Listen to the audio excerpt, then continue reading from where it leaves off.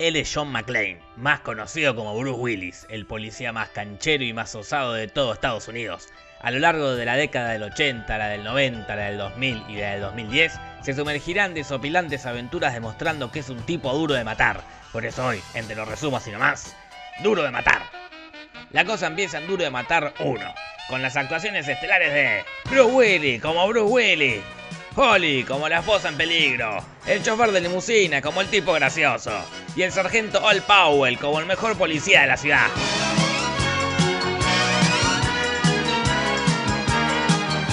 Yippee-ki-yay, motherfucker. Bruce Willis llega a California a buscar a su ex mujer para pasar la Navidad en familia. Ella está en una fiesta en un edificio re alto.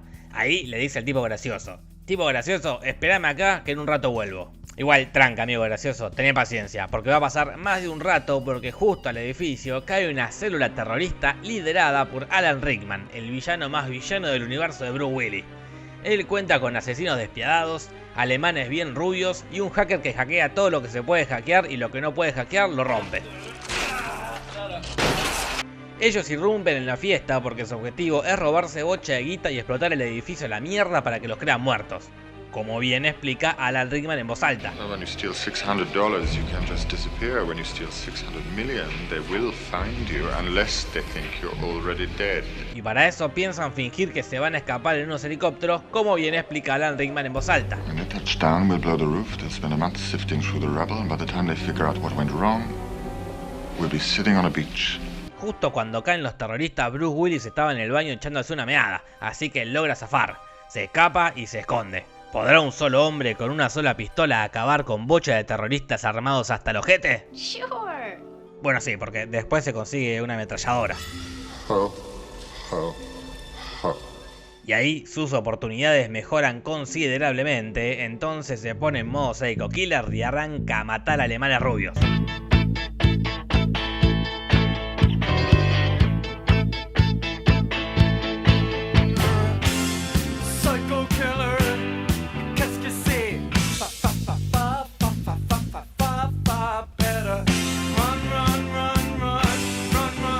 La buena noticia es que también consigue un walkie-talkie para llamar a la policía. Pero la mala noticia es que llama y la policía no le cree. Pero la buena noticia es que justo cae el mejor policía de la ciudad. Pero la mala noticia es que no ve nada raro y se va. Pero la buena noticia es que Bruce Willis le tira un cadáver arriba del auto y ahí se da cuenta de todo. Uff, qué noche estresante para Bruce Willis. Y eso que no te conté que lo cagaron a palos, sobrevivió a 2 explosiones, se colgó de una manguera y se cortó la planta del pie. Y en el medio tuvo tiempo de dejarle un mensaje de despedida a su esposa. I want you to do something for me. I want you to find my wife. I want you to tell her something.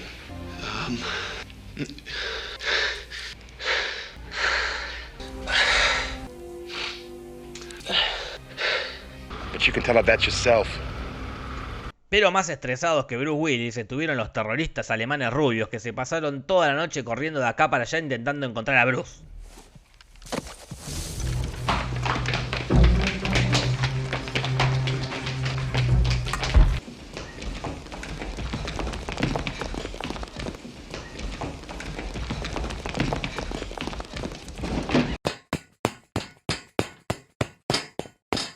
Y después de tanta vuelta, Bruce y Alan se encuentran cara a cara. Y Alan tranquilamente podría haber matado a Bruce. Pero, por algún extraño motivo, se empiezan a reír.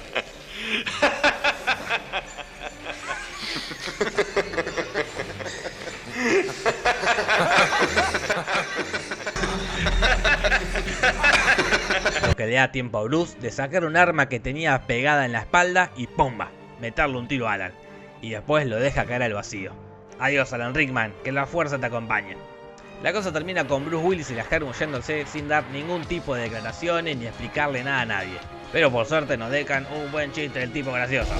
This is their idea of Christmas. I gotta be here for New Year. Qué hijo de puta. Entonces la cosa sigue en Duro de Matar 2, ahora en un aeropuerto, con las actuaciones estelares de Bruce Willis como Bruce Willis, Holly como la esposa en peligro, el de policías en Nueva York como el policía que parece malo pero es bueno, el negro como el militar que parece bueno pero es malo, una vieja con picana como la que no hace nada pero quería nombrarla.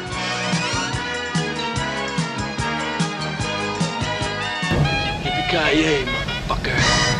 Bruce quería pasar una Navidad tranquilo con su esposa, pero no va a poder, y por culpa del villano de esta película, Stuart, un tipo que le gusta bailar desnudo frente al espejo y que puede apagar la tele con mucha onda. Él se junta con un grupo de terroristas y hackean el aeropuerto de la ciudad y empiezan a controlarlo, todo para rescatar a Esperanza, un general y narcotraficante que, como es narco, obviamente es latinoamericano. Te digo, ni me sorprende. Todo el temita este altera a los policías y a los trabajadores del aeropuerto y por eso se ponen todos a gritar.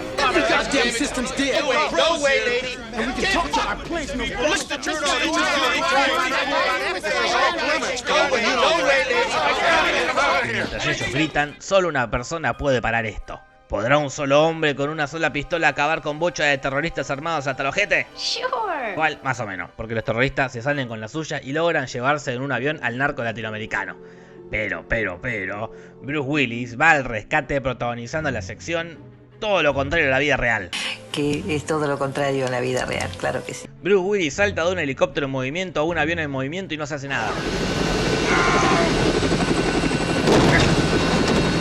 Que es todo lo contrario a la vida real, claro que sí. Bruce Willis se caga a piñas con un chabón en el ala de un avión y no se cae. Que es todo lo contrario a la vida real, claro que sí. Este chabón tenía una ametralladora con la cual lo podría haber matado de una, pero inexplicablemente decide dejarlo a un costado y agarrar un cuchillo y pelear mano a mano. Que es todo lo contrario a la vida real, claro que sí. Bruce Willis se cae de un avión en movimiento pero no se hace nada. Que es todo lo contrario a la vida real, claro que sí. Y esta es de otra escena, pero no importa. Bruce Willis está encerrado en la cabina de un avión y los malos le tiran unas granadas. Él se sienta en el asiento eyector y se eyecta, sin que le pase nada.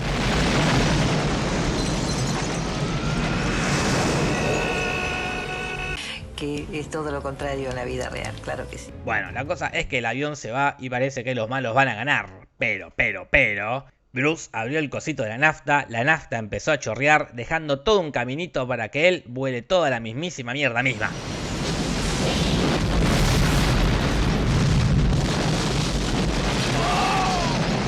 A la pelota.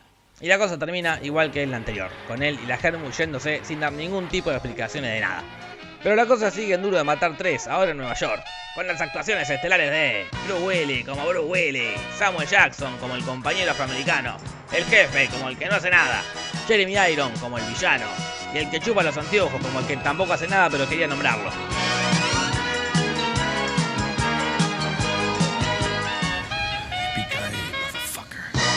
Todo arranca con una explosión.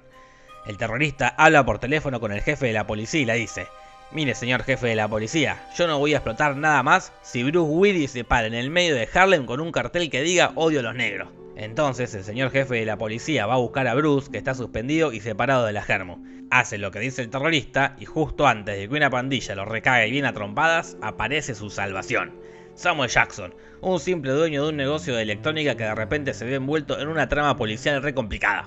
Cuestión que el terrorista los vuelve a llamar por teléfono y les dice: y ahora más, vos y Samuel van a hacer todo lo que yo les diga, porque si no, exploto cosas. Why? Ay, sí, es lo que nos preguntamos todos. ¿Por qué Samuel? ¿Qué tiene que ver?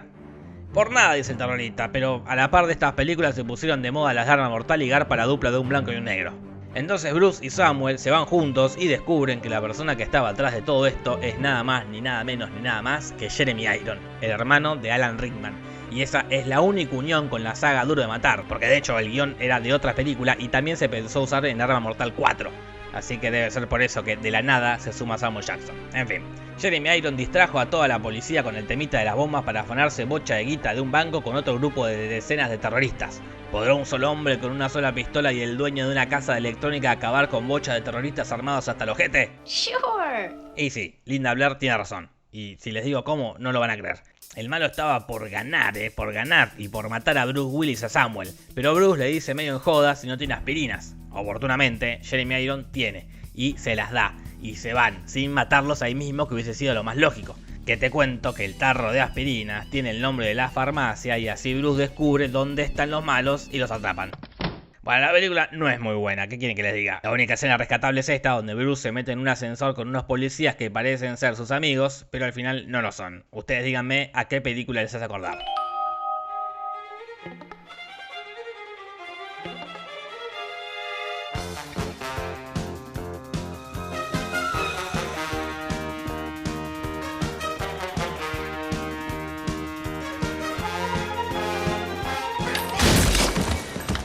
¿Alguien sabe? Yo sí.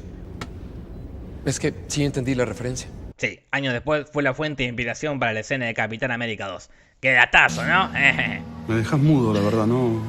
La cosa termina con Bruce llamando a su mujer para reconciliarse, pero no se van a reconciliar nada, porque la cosa sigue en Duro de Matar 4, ahora con computadoras.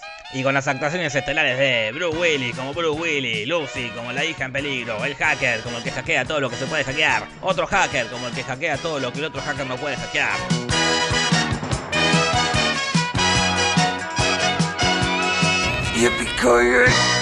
Pasaron más de 10 años desde la última aventura. Bruce Willis sigue siendo policía, aunque ahora está pelado y peleado con la hija. Como pasaron 10 años, llegaron al siglo XXI, entonces el villano es este tipo que es un super hacker que con otro super hacker hackean toda la ciudad para demostrar que es todo re hackeable. Y hackean todo posta, hackean el FBI, los semáforos, las cámaras de las calles, los túneles, los aviones, la televisión, todo. La cosa es que también quieren matar a todos los hackers que los ayudaron.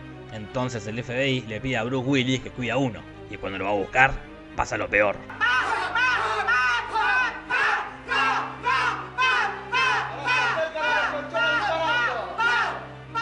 De ahí Bruce y el hacker se van juntos a derrotar a los malos. ¿Podrá un solo hombre con una sola pistola y un hacker con una notebook acabar con bocha de ciberterroristas armados hasta el ojete? Sure. Igual para eso falta, porque antes tenemos que ver cómo ellos sobreviven a un montón de cosas. A una explosión, a otra más, a caerse por el agujero de un ascensor, a 2 misiles de un avión de guerra y a un tiro. Y mientras ellos van sobreviviendo, los malvados hackers se salen con la suya y hackean el país en la escena más virtual y por lo tanto más ultraviolenta.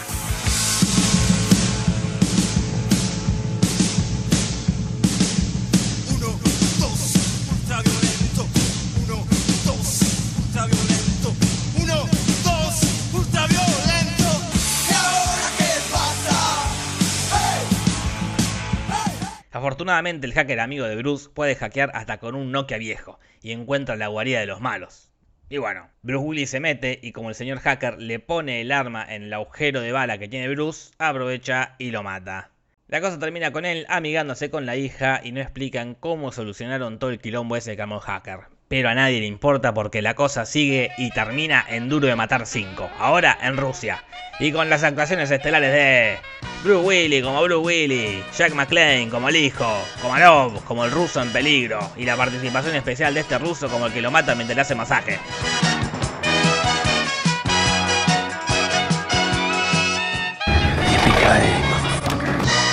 La cosa empieza con Bruce Willis que va a Rusia a visitar a su hijo, a quien no mencionan desde Duro de Matar 1, que aparece en una foto. La cosa es que el hijo trabaja para la CIA y tiene que proteger a un ruso de otros rusos. Y esos otros rusos toman de rehén a la hija rusa del primer ruso. Pero... porque la rusa está aliada con los rusos malos. Pero... porque los malos rusos están aliados con unos políticos y van a matar al ruso y a la rusa. Pero... de nuevo, porque la rusa estaba aliada con su padre ruso y matan a los otros rusos. Y mientras ellos se van cambiando constantemente de bando, Bruce Willis y su hijo tienen tiempo de protagonizar la sección todo lo contrario en la vida real. Bruce Willis maneja un auto arriba de otros autos sin ninguna dificultad.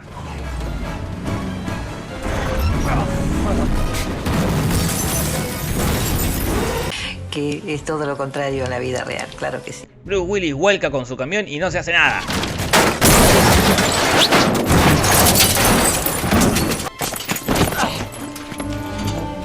Que es todo lo contrario en la vida real, claro que sí. Bruce Willis atraviesa no una, sino 2 ventanas y no se hace nada. Que es todo lo contrario en la vida real, claro que sí. Bruce Willis se cuelga de un helicóptero. ¿Crees que eso sí se puede hacer en la vida real? Entonces mirá esta escena donde Bruce Willis se cuelga de un helicóptero, pero arriba de un camión.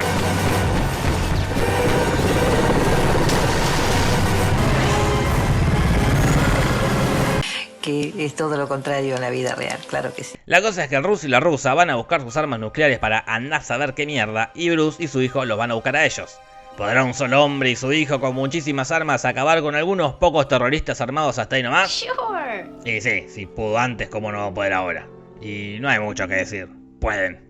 Derrotan a los malos y ganan. Esta es, lejos, la peor película de la saga, porque bueno, no pasa nada más que eso. Pará, sí, hay una escena donde un taxista canta New York, New York. King of the hill, top of the world, ¿ah? Muy bueno. Alguien que me saque de esta situación incómoda, por favor. Con la cintura muévela, con la cadera muévela, si tú quieres bailar. Bueno, Nos vamos. Esto fue la saga de Duro de Matar resumida así nomás. No te vayas de acá sin pegarle una me gusteada, y una suscribida, y una comentada, y una compartida, y seguime en Twitter que tengo Twitter, y seguime en Instagram que tengo Instagram, y después de hacer todo eso, hacerle caso a mi tía Marta. Dale una suscribida al canal y anda a contarle a tus amigas y amigos. Punto. Besitos, besitos, chao, chao. Buenas noches.